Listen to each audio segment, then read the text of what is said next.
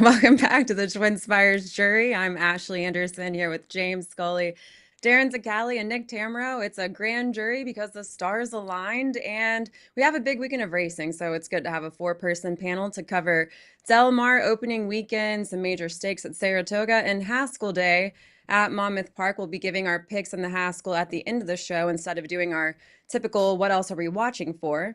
And Darin, since you are back from vacation, I will start things off with you today. First off, how was your vacation before you tell us your best bet? Only thing missing from Maui is a racetrack. You put one there, and I'll be happy to pick the family up and move there. Fantastic. Good 2 weeks to unplug, but definitely good to be back with you guys. Awesome. Well, I'm jealous that you were in Hawaii, but let's move over to, let's see, New Jersey, right? Is that where we're starting? Or no, we're going to Saratoga, I believe. So, Darin, tell me what your best bet is at Saratoga this week. Yeah, the 11th race on a great card Saturday is the Vanderbilt. Race is a grade two, but I mean, this is on paper, this is a grade one race by every sense of the imagination. I like Nash here. Nash is a really interesting horse who last year, going into the Woody Stevens, was a pretty good buzz horse, and he got off to a terrible start that day. And obviously, something went amiss there because went to the sidelines for about 8 months, and then he returned going a mile and a 16th at the fairgrounds. You draw a line through that, and then you take a look at his more recent form. He's coming out of back-to-back races that went sub 108 at Churchill Downs, including a good victory over a talented horse in Harrodsburg last time. He was a good second behind a talented horse in world record two back. And the way this race sets up on paper, their speed, certainly Scully's going to go. Full Moon Madness will be forward. Mulligan will be forward. I think Nash has got that good tactical speed to sit in a good spot just off the speed and do similar to what he did last time at Churchill, which is what you're getting a look at here, where he just kind of stalked and pounced on Harrodsburg. And for me, the really impressive thing here is how these two horses just completely draw away from the rest of the field. Sometimes narrow margin of victories don't tell the tale, but when you've got a gap of like this, back to third, it really does put the race up on a bit of a pedestal. And I thought this was a spectacular effort for a sharpening up horse. Gets a new rider in Joel Rosario here. Nothing wrong with that. And the price is going to be right. There's a lot of ways to go. It's a tough race, but I think Nash is kind of coming to his own. I think he's going to prove to be the sprinter that some of us thought he was going to be coming out of last spring of his 3-year-old season. I certainly like that pick. I'll be talking about this race for my best bet as well, but I will move over first to Nick. So, what is your best bet of the week? Yeah, you know, 6-1's a little high for Brad there. He did re-enter this horse at Ellis on Sunday, so no telling that's a big price for one of his horses. I believe it's actually 8-1. Yeah, it's actually 8. Yeah. Eight, 8 to yeah, there 1. you go. See, 7-2 in a really tough race at Ellis on Sunday. But all kidding aside, I went to Monmouth for my best bet, which is going to come in race 5, the Matchmaker going a mile and an eighth on the turf, and Sagesta comes out of a try in the Just a Game on Belmont Stakes weekend, looking for some glory here for Chad Brown. This is a filly that really hinted at having pretty serious ability as a 3-year-old, and I can't really undersell it. But she got a really ridiculous ride last time out. I don't really know what was going on along the way. Her rider seemed to get a little hesitant at about the half-mile pole, let her completely drop out. And then I almost think he planned on sort of hand-riding her in, but she still had something to offer. So I have to bet her back. This is a situation where I think she's going to be the second choice at absolute worst, and that's fine with me. So this is a replay of her running in the Modesty on Oaks weekend, on Oaks Day. And the thing here is we talked a little bit that week and coming out of it about how difficult it was to really do some of the heavy lifting on the front end on the turf. And look, this is She Feels Pretty and Saffron Moon in front of her. Those are very, very solid horses. So I thought she ran fine in there. And again, off that trip in the Just a Game, I'm very happy to come back with her here, getting Irad Ortiz Jr. on board. One thing I'll say, take a look at throughout the day on Saturday at Monmouth. Every year they take the rail down on the turf there on Haskell Day, and the inside is a lightning lane. So just keep an eye on the early part of this card and see if it happens again, because I believe it's the plan. I know it's at 0 on Saturday. I didn't check the Friday rail setting, but I mean, we have seen a lot of results get skewed very significantly because of that. So I'm hoping Sagesta ends up on the lead and it really doesn't matter, or is stalking No Mo Candy so close that she just edges by and goes on with it. And she's one of three Chad Brown runners in this field.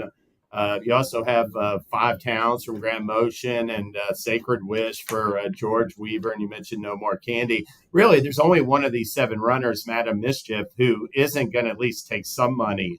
And it will be interesting to see. I mean, Segesta unplaced in both our efforts this year. So even if she's a second choice, I think it'll be a slight second choice because Spalday does come off a nice win over the course. She might not be as good, but it'll be interesting to see how the betting goes in that race. Yeah, you got Gray Ocean there, who was the last horse to beat She Feels Pretty prior to last Saturday. And Spalade comes in off a good effort, albeit against lesser. But it looks like a good competitive race, and I'm looking forward to Segesta getting a ride that makes quite a bit more sense. My best bet is going to come in the Grade 1 Coaching Club American Oaks, race number 10 at Saratoga Saturday. I like number 4, Take Charge, My Lady. I thought her spring was interrupted by a minor foot injury that set her back, and now she's back moving in the right direction. And the thing I like about this race is I do think that she's going to get a favorable setup from off the pace, because I do think that the rivals are going to be paying attention to La Cara.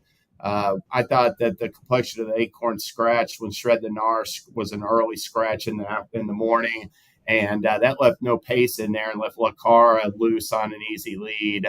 But I do, with Dry Powder in there for Chad Summers, Scottish Lassie has some speed, and as well as Immersive. I do think that, potential for a fast or contested pace is certainly possible. That's going to set up well for Take Charge, My Lady. Take Charge, My Lady didn't break her maiden until January at Oaklawn Park. In her next start, she jumped in the Martha Washington and upset that race, one going away about like 5 lengths. But that wasn't the strongest field, and she was still developing at the time. And stepping up in the Honeybee, she just wasn't ready for that level. Spit the bit after a traffic-filled trip that day. But I thought she started to continue to progress, was really moving forward in that Ashland. And I thought La Cara was fortunate to be the lone speed in that race like she was in the Acorn, because Take Charge, My Lady, I thought ran a big race that day at a mile and a 16th. Like I said, before the Oaks, she trained well before the Oaks. And then after her last work, she wrenched her foot or her ankle or something, put her status real in doubt for the Oaks. And I just don't think she ran a race that day.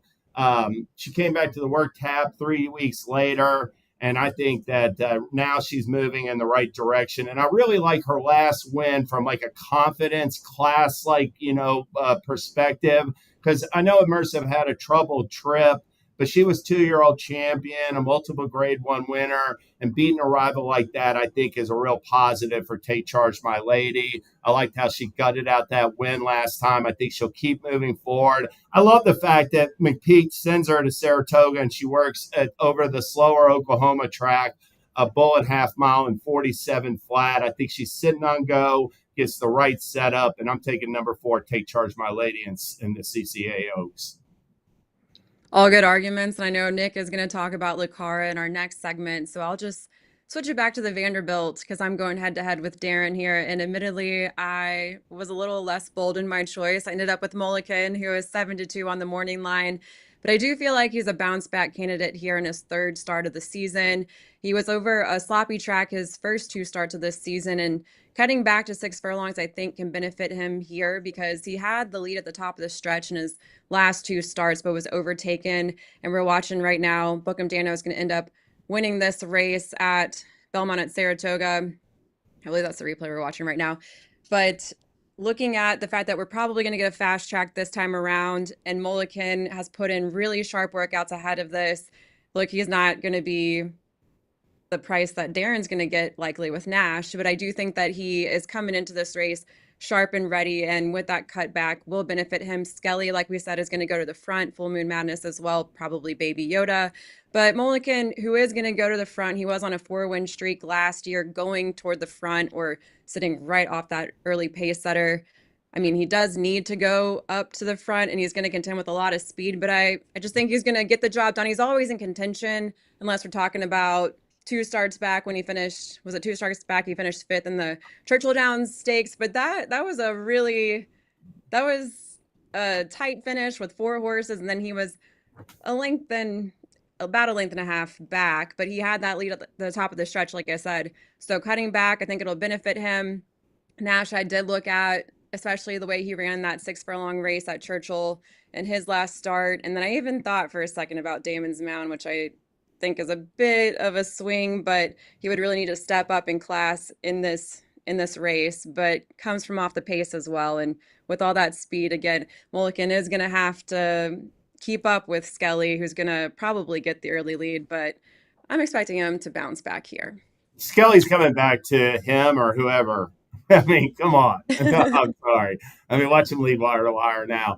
I think, yeah, you guys make good points. First off, with Nash, I mean, Brad Cox wanted to believe that he was a 2-turn horse. He's bred, built for 2 turns, but he just can't. He's a 6 furlong sprinter. It took him forever, but finally 3 starts back, he got him going 6 furlongs. He's at the right distance. I thought the wild card in there was Baby Yoda, because it seems like that horse has been around for about 10 years, but he loves Saratoga, and I loved his comeback effort at Belmont. That was a track record performance. This will be his second start back in the Vanderbilt, I thought he was a little intriguing at a price. I have to ask you, Darin, because I looked at Baby Yoda and he did just set that track record, but seems like going off of numbers, I haven't looked at the Ragozin sheets, but he seems like a bounce candidate here. Well, the thing with that track record is Aqueduct is a track that you remember never ran until recently in warmer months. So in the wintertime, that track often produced extremely slow times. And now you've got Aqueduct racing in June. And there's been a couple of track records to fall in the month of June. One was on the turf course. This horse broke a track record. I don't remember if it was Unbridled Song. It was a big name horse from like the mid 90s. And how much of that was Baby Yoda and how much of that was the track kind of lifting him up, I think is certainly a debatable thing. But he's been known to jump up with monstrous efforts from time to time. They are just impossible to know when it's going to happen. Like there's no handicapping element or rhyme or reason to it. The one thing that you said about Mulligan that I kind of disagreed with a little bit was the cutback. He's the one horse in the race that I don't think 6 furlongs is his best distance. He's only 1 for 4 at 6 furlongs. Maybe the race sets up better for him at 6, but I just don't know if that's his preferred distance, to be perfectly honest. And he's become a bit of a horse that when he takes money, he disappoints. Like you said, he's kind of always there, but now he's on a 4-race losing streak. Granted, he's run against some great horses, Locked in the Cigar Mile, who would come out of that to run a monstrous race in his next start. Mindframe and Nisos both ran great coming out of the Churchill Downs. So he's definitely kept all-star company. I just don't necessarily know that 6 furlongs is his best distance. And to be honest, I'm not sure off his last race why he's supposed to beat Bookham Dano here either. So that's kind of my knocks on Mulligan. It's a fair point. I did, in the past when he was a 4-year-old, I did feel like even though he did basically go gates of wire at 7 furlongs, it did seem like maybe a little bit longer was better for him. But based off of his last 2 runs, I'm going to go with the shorter distance will help him out here. And again, Bookham Dano is a really good horse, and I am a fan of him and a fan of Atlanta 6 Racing. I just am trying to play against that horse in this field since it's so wide open. We have a closer in here too, Nakatomi, who won this race last year and is looking to bounce back as well, and maybe we'll get that perfect setup with all that speed in here. He's another horse you never know when he's going to jump up with a good race. Very similar. Well, I think we've talked plenty about the Vanderbilt. Let's go back actually to the Coaching Club American Oaks for our fate of the week. Nick, tell us about why you don't like Lucara. Yeah, I mean, it's sort of not really the greatest fade situation because there's an 8-5 shot in there too. But I'll be honest, I've never really warmed up to Lucara. I think she's a very opportunistic horse. Was victorious in the Ashland when allowed to get a free and clear, easy lead. Probably should have been second that day to Take Charge Milady anyway, but got away with some pretty soft fractions on the front end. She went quick early, but I think really had things go her way. And I'm not buying the Acorn, not running in a very, very sloppy surface that became extremely speed favoring towards the end of that card. I mean, we saw one wire to wire winner after another, saw a maiden compromised by that racetrack come back and win very impressively yesterday that was trying to come from deep in the pack. So I'm hoping that, I'll be honest, in this jockey colony, you can't trust very many of them to put any pressure on a speed horse, but I'm hopeful that dry powder will do so because of Jose Lezcano. Jose Lezcano is a guy who's willing to not simply look over and say, "Oh, you've got the lead, go on with it." And I'm hopeful that he at least rides dry powder a little bit out of the gate to make Lucara work to get loose. I'll also say, and I was initially a little dismissive of Immersive's comeback effort, but I'm looking forward to seeing her here. And I think, the way Brad seems to have these horses lined up for the next series of 3-year-old filly races, I think Immersive's going to run pretty big. And it looks as if she's training well. So I think Lucara is in some deep water here, and I'll just exclude her from any of my late multi-race plays. All right, well, let's move over. Let's see. Back to James. Tell me about your fate of the week. My fate of the week is going to come. Friday's opening card at Del Mar has 5 of the 10 races scheduled for turf. There's no threat of rain, so all your handicapping work, there's no threat of it going out the window. And the feature is a mile turf race, the Oceanside Stake. It's a restricted stake race for horses that haven't won a stake race at a mile or longer this year. I'm going to fade number 3, Ironman Cal, in the Oceanside. He's a 9-5 favorite. He's finished first in 1 of 5 starts. That was his maiden race. I thought he was extremely fortunate. I thought Artelas, who's in this field, when they squared off in the Zuma Beach last week at fall, got the jump on Ironman Cal at the top of the stretch. And if he had run straight, he wins that race every single time. I thought it was a bad DQ, and he was the better horse that day. And Ironman Cal, I thought his comeback was sort of flat. He was just one pace throughout, finishing 6th. This was obviously a good field, but I see him being overbet off of this effort.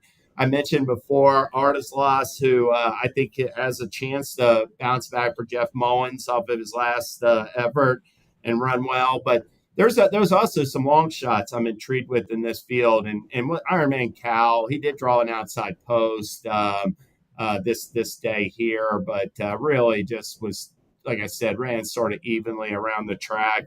I thought number 1, Cali Cat. John Sadler does really well in this race. I thought that was a really good effort last time to build upon. He's listed at 12-1 on the morning line. And I'll mention number 7, Game Warrior. This is a horse, a late runner for Peter Miller. I think there's a bunch of speed. It's going to get a good setup. He's listed at 8-1 on the morning line with Hector Barrios. And at Del Mar, the top 3 jocks last year in the standings, probably this year in the standings, are Rispoli, Hernandez, and Frezu. But Humberto Barrios, you've got to pay attention to any of his mounts in turf races. Last year, he won 61 total races during the year, and 47 of them were on the turf. 89 total races, and 66 of them were on the turf. This year, he's got 61 wins right now coming into Del Mar, and 47 of them have been on the turf. So he's not only going to boot home some price winners, some decent price winners on the turf and win some turf races this meet, but he'll also be aboard some long shots that outrun their odds and run 2nd or 3rd in these turf races. So keep an eye on Barrios, and I'm going to try to beat Ironman Cal and the Oceanside Stakes. Sometimes, Ashley, you take on bold fades. I think this is a bold fade. I do give him credit. For taking a stand against this horse. This horse was beating a neck in the Breeders' Cup Juvenile Fillies, the Juvenile Turf, to the eventual French 2000 Guineas winner. Mm-hmm. He was 4-1 against the best 3-year-old turf horse in the country in Zulu Kingdom last time out. Off the layoff, you figure he's going to get better off that. So the one thing that's kind of interesting is that the 2 times he's run into Artislas has beat him both times, which is interesting. But Artislas, I don't necessarily think has developed much from his age 2 to his age 3 campaign, and his form has been somewhat in and out. Ironman Cal has kept some really, really tough company and is facing a much, much softer assignment here than he did last time. So I do give James credit for taking the stand, but I will say I think this is a pretty bold fade in this spot.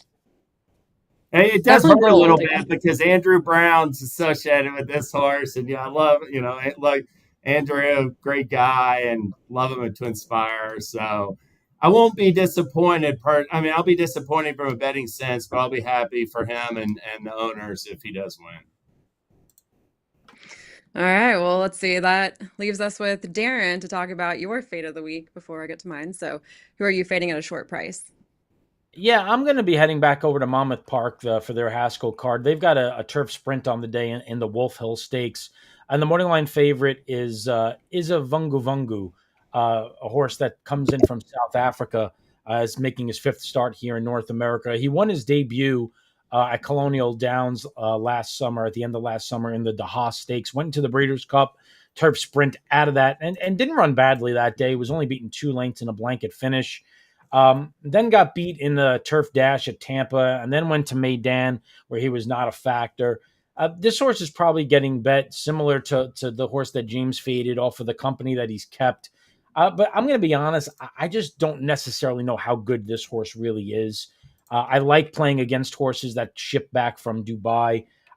He doesn't have a ton of early speed, and there is some speed signed on in here. But this, 5.5 on the turf at Monmouth on a Haskell card, I think is going to play kindly to the horses that want to go forward. And this horse, with the form that he's kept, the connections, I could see him being a little bit overbet in a spot like this. So from a class standpoint, I get it. I would prefer a horse like Nothing Better, who ran second in the Belmont Turf Sprint and took this horse to a neck last September in that DeHaas Stakes. I think that a horse like Fierce and Strong is interesting, coming in off back-to-back wins. Just think that there's other directions that you could go here, and I think this horse is going to get overbet on class. So probably a similar bold fade to James for a lot of the same reasons. Just hoping that the class doesn't really come through here. But again, from a standpoint of what he's run against, I get it. I'm just not really sold on how good this horse is at age 7. No argument there. I'm taking it to a 5.5 furlong turf race as well, but this is going to be in an allowance, race 3 at Saratoga. And in a similar vein, I'm just thinking there's a lot of other options with where I could play as opposed to playing a morning line favorite, the number 5 Bosun at 5-2. And this is a 4-year-old trained by Joe Sharp, broke his maiden at the distance 3 back at Fairgrounds, then faced Allowance Company in his last 2, racing 6 furlongs and finished 2nd and 4th. Not really in contention in either of those races. And coming off a layoff here, looking for improvement, considering though that he's failed as the favorite in his last 2 facing Allowance Company, I'd rather look elsewhere. And I think you can make a couple arguments in this field. I like the 8 Pay the Juice, cutting back in distance, and could improve off the third off the layoff, I believe, as well. Thought the 4 to the inside of Bosun looked good as well. The 3 Not for Hire, who's going to be racing second time on Lasix for George Weaver. So just wanted to play against this horse who has failed as a favorite, like I said, last 2 starts against this type of class level. So not going to take him at a short price. Not much to say on that one. I like the fade. I do a lot of the expert picks for Saratoga and other, and especially the other New York, the rest of the New York circuit. Any horse that's been a beaten favorite in 3 of his last 4. I like On the Ledge in the race. I'm a fan of horses going from open company back in against New York breds in sharp form. That's something that I think has been kind of fruitful in different spots throughout the year. Saratoga may be a little bit different than doing that at Aqueduct, but I definitely prefer the 4 to the 5 here. And you'll see some bad 5-2, some 5-2 horses every once in a while that don't get bet down. But man, that Bosun, like Darin said, he gets bet every time he runs. Yeah. Before we move on to our Haskell pick, Darin, tell us about the promos and tournaments happening this weekend at TwinSpires. Yeah, be sure to head out to the offers page. The summer selected money back. Always a good, diverse array of races over a multitude of racetracks that highlight the summer racing from coast to coast. It changes each and every week.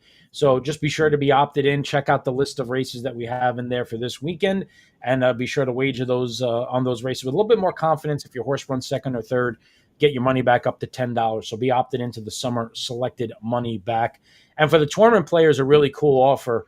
Nick will appreciate this because he's a tournament guy. 20 times wager rewards on all of your tournament bets the entire month of July. So basically giving you back 20 times wager rewards, which is great to have. We're going to make those tournament wagers even more valuable. So I think that's a great opportunity for tournament players. If you do play in tournaments, you have to be opted into this. It goes throughout the entire month. And we've got a couple of nice qualifiers coming up as well, where your handle is going to, if you do well, is really going to kind of move up there, and you're going to get a lot of points, though. 20 times wager rewards points again on the tournaments, all the tournaments in the month of July. It's a great opportunity. And speaking of tournaments, got a couple of good ones coming up this weekend. We've got a BCBC qualifier. We're getting to that time of year where the BCBC becomes in high demand. Only about 3 months left to the Breeders' Cup. And we have one up at Woodbine for their King's Plate preview day on Sunday. It's an $800 event. So we're going to give away one BCBC seat for every 25 players. So be sure to check that out. And you can win your way in throughout a bunch of feeders, including our bonus feeder on Saturday at Ellis. What does that mean with a bonus feeder? Well, it's one seat for every 5 players that are in. But once we get to 10 players, it becomes one seat for every 4. And we cover the cost of that difference in seats that we make up. So it's a really good opportunity. These things normally get 5, 6, 7 seats into it. So it's a really good feeder contest if you're looking to get into that BCBC qualifier on Sunday. So a lot of great stuff for the tournament players this week here at TwinSpires. Thank you, Darin. And to round out the show, we will talk about the Haskell Stakes, a win and you're in for the Breeders' Cup Classic. Nick, I'll start with you. What is your pick in the Haskell? So, look, I mean, journalism is so clearly the horse to beat. He's better than these horses, but you do have to get worried about this is a lot now. He's run a lot. I trust his connections fully, but I also think, there's probably an impetus to getting him a grade 1 in the second half of the year for a variety of reasons, none of which are all that hard to figure out. And that's probably why he's in a race like the Haskell. So it's, this is a horse that ran 3 times during the Triple Crown. And, the Belmont was only like 6 weeks ago. So he's back pretty quickly. And you do wonder if at some point it's going to take a little bit of a toll. The fresh horses that are interesting to me are Gosger and Burnham Square. Gosger ran extremely well in the Preakness, but there's just a little too much speed. So I went with Burnham Square. I'm hopeful that Brian Hernandez Jr. takes full advantage of Burnham Square's tactical speed that can maybe keep him in a little bit of a range that might get the jump on journalism. So I'm kind of hopeful that Brian sort of tries to do to journalism what some of the connections did along the way to keep him locked in and try and make him have to work out a run through there. Because if he gets that free and clear run around the outside and he's anywhere near himself, he's going to be very tough to beat. But I'll go for a slight upset with Burnham Square. All right. Well, Darin, I know you're a Burnham Square fan, but is that your pick in this race? Yeah, well, I mean, I'm a little bit biased on that because we own his sister. So anytime he wins a grade 1, it helps her residual broodmare value potentially. She's actually in fold to Burnham Square sire Liam's map. So I'll be rooting for Burnham Square for interest there. Listen, I grew up in Monmouth Park. I know how this track plays, especially on Haskell days. It's tough at times to close. And I know there's a lot of speed in here, but Burnham Square was nearly my pick. But he's not like that big turn of foot, get you into the race early guy. He did that once in the Holy Bull. He's going to need a run like that. Like he's not going to win this race like he won the Bluegrass. I think he's got to get into the race a little bit earlier, and you might need to get the jump on journalism. If journalism gets the jump on him, I don't know how he runs him down in this spot.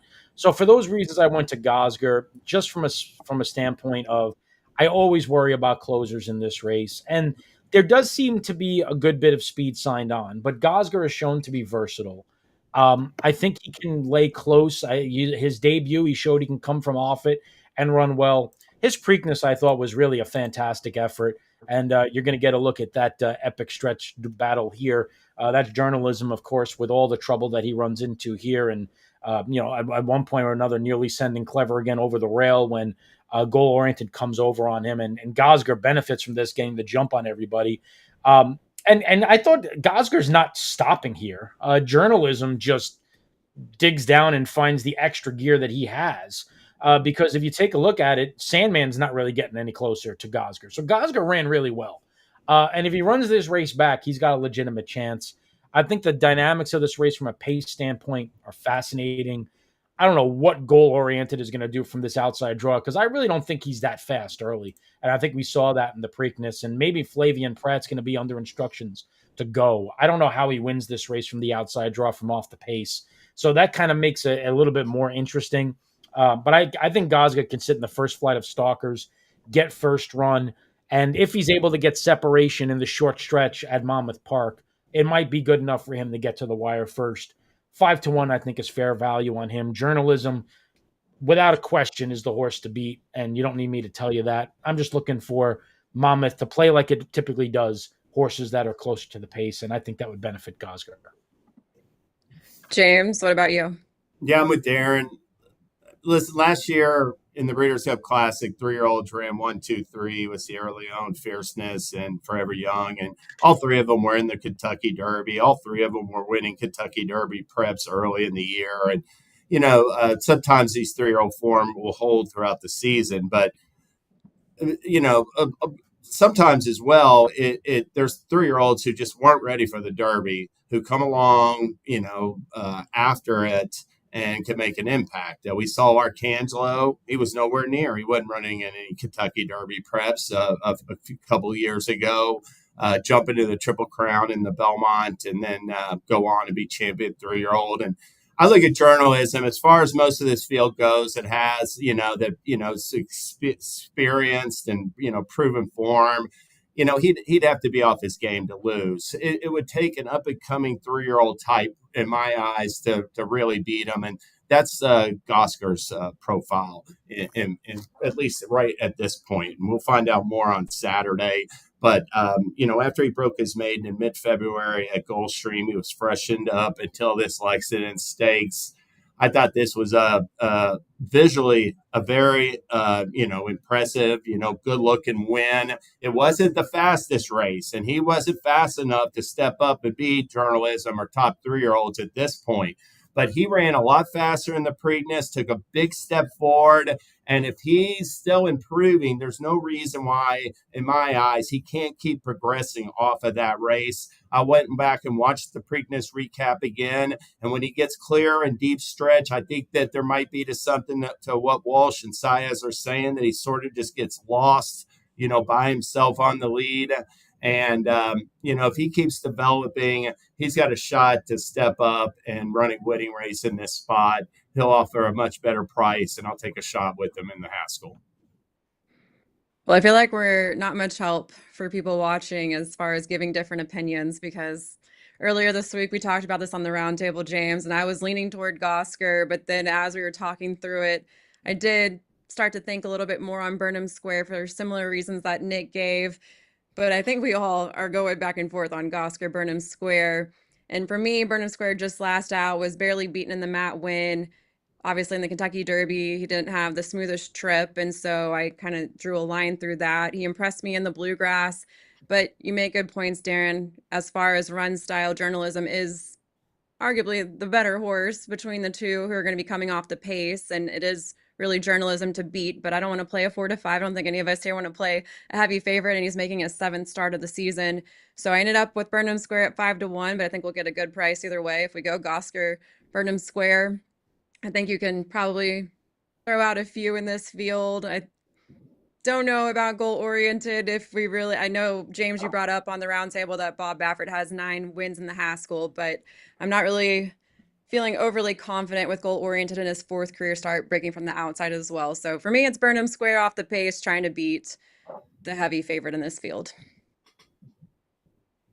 All right. Any other closing thoughts on the Haskell? Anyone flying under the radar that we didn't talk about? I think we covered who we think has a chance in this race. So I don't know if there's much more to say there. I'd be shocked if it's not one of the 3 that we talked about. I would honestly be shocked if goal-oriented one, to be honest with you. So I think it's one of the 3. I would be surprised if anybody else steps up. All right. Well, there you have it. There are our Haskell picks and our best bets and fades. We will be back next Thursday with more of our best bets and fades. And thank you again, Nick, for joining us for our grand jury. We'll probably see you sometime soon because you've been around a lot lately. And best of luck to everyone betting this weekend.